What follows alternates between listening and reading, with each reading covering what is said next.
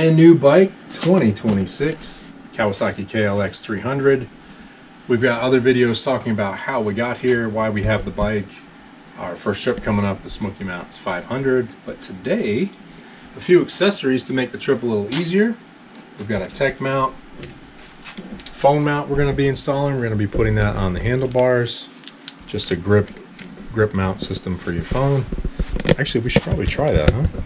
Does it work? Not bad, not bad. The phone's still on, but you get the idea. So there's that we're installing. And then we need some 12-volt power to charge various things. So again, handlebar mount. I forget what these are called, but the pigtail for the trickle charger on the battery, we're going to plug into that. Plus this is fused power as well. Set there. And things that I like that Bryce doesn't particularly like. The handguards.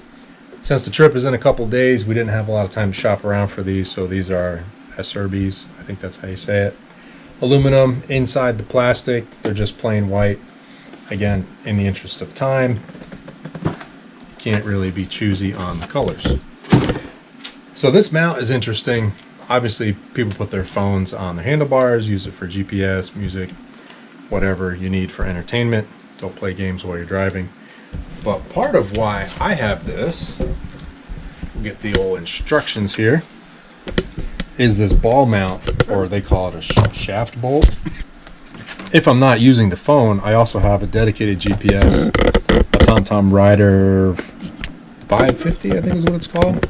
So I'm hoping the GPS can utilize this same mount as well. It's got its actual RAM mount is what it says, but I think these are fairly universal. So before we're done buttoning this up, we'll try that as well.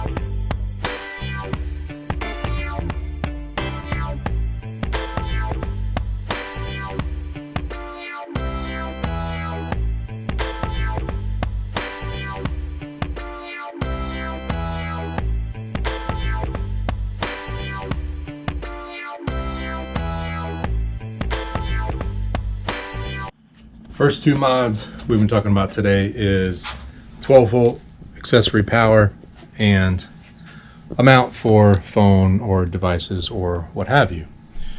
So the challenge with these is because you're running wires, you have to kind of get this right, which involves taking off the side plastic, figuring out where we want the wires to go.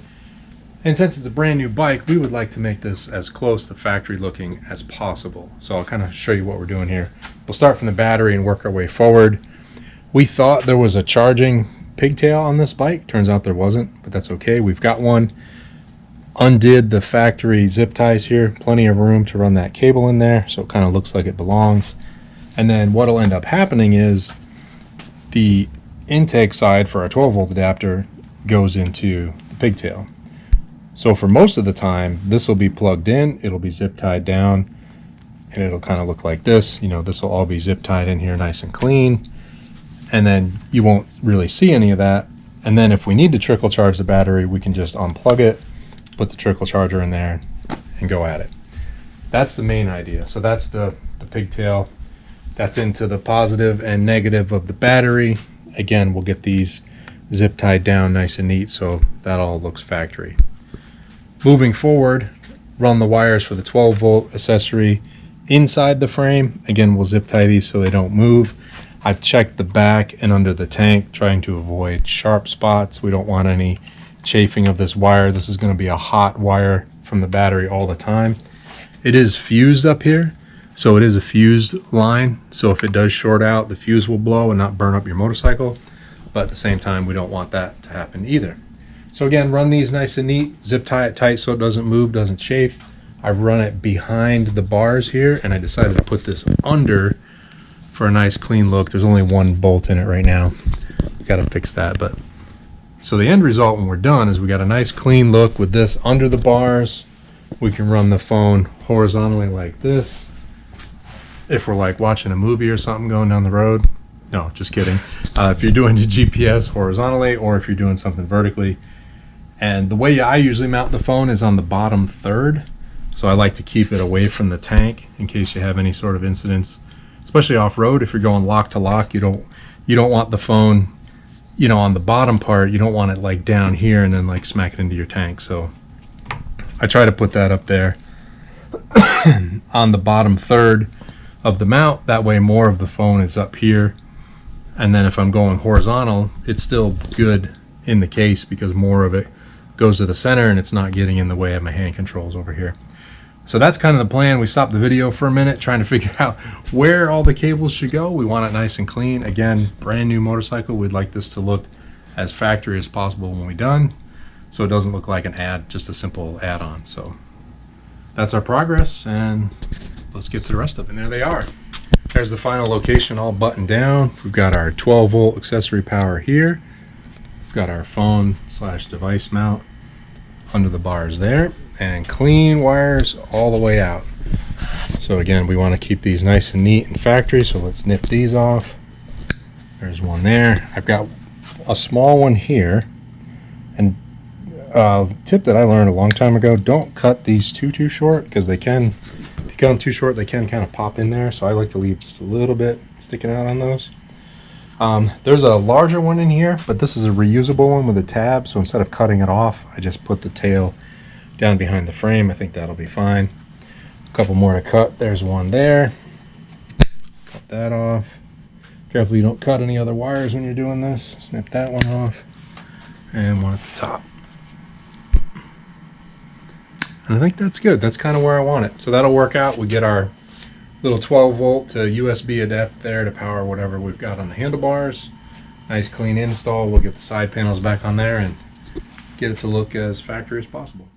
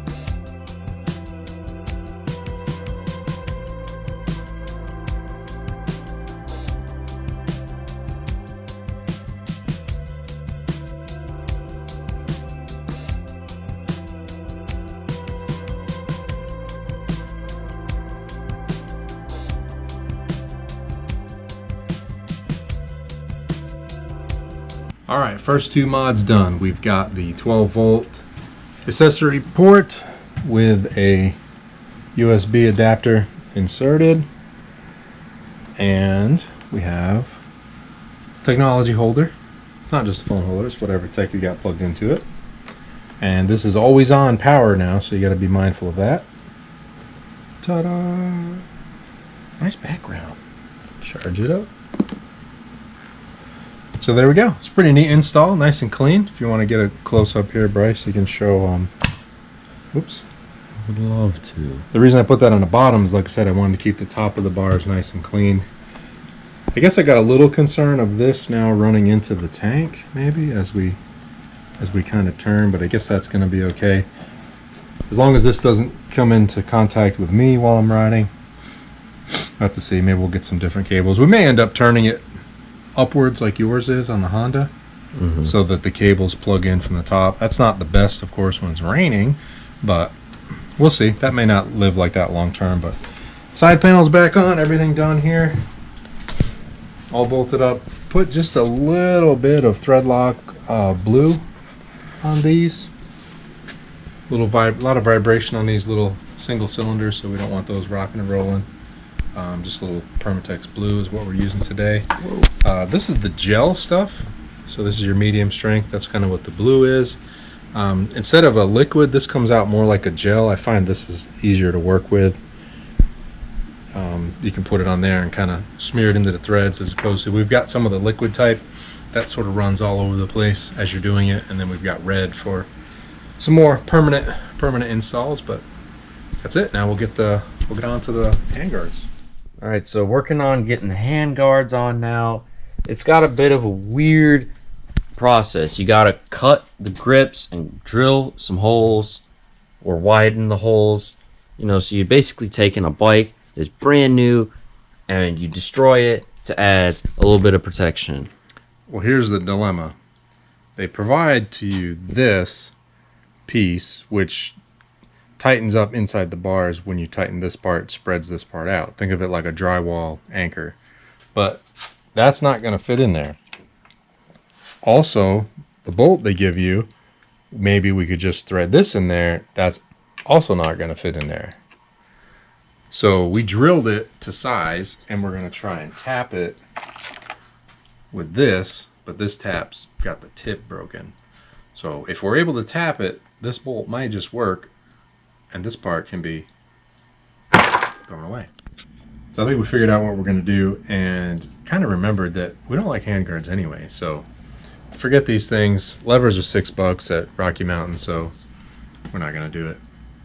Just kidding. We're running out of time, actually, and to do this right, we need to spend more time to either get this drilled and tapped properly, or drilled out entirely so we can use the insert that came with the kit. Or what'll probably happen is a new set of bars that don't have this steel plug in the end, and then we'll get them installed properly. So for today, we're done. Bike's gonna go on the trip as is, and we'll keep you posted. All right, so quick overnight update with the handlebar situation on the KLX300. So after realizing that, yeah, we're probably not going to be able to do it, so Dad had like an overnight, I guess you could say, like, thought, with that, since this is a new bike, not jank it up with, you know, drilling a hole in this and doing a bunch of other stuff. So today is Monday the 28th, I believe. Yesterday was the Sunday the 27th, July 27th. And we leave Wednesday, which is the, 30th? Yeah. So he was like, all right, you know what? We got to, what's it called? Oh, so he ordered a set of bars.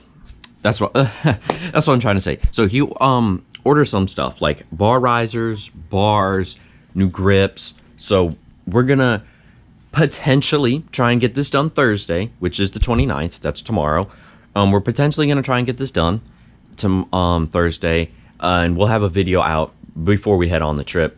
That video will be out before we hit the trip, if we get the handguards on or not, and if we don't, that will be a project for after the ride. So just, yeah, keeping you guys updated with that. Just wanted to make sure everybody knew kind of what's going on and all that sort of stuff. But yeah, that's the end of this video here. Stay tuned for if we put the handguards on. I hope we end up doing that, but we'll see what happens. We're going to try our best to record the whole trip. I got a plan for that, like a nice long form video. And I'll talk about that on the Moto House podcast, so go check that out. So yeah, that's pretty much it for this video. See you guys in the next video. Remember, ride safe and enjoy every ride. Peace out.